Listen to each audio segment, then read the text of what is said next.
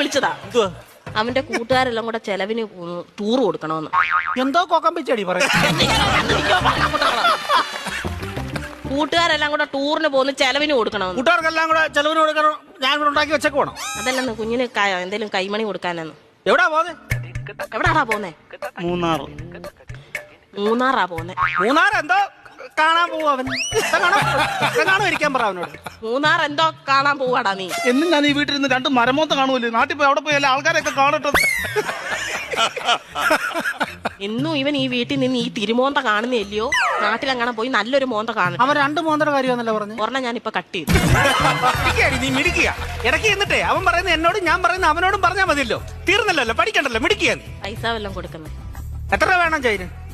2500 രൂപ. 2500 എന്തിനാണ് നിനക്ക് നിരക്കാൻ പോകുന്നതിന്?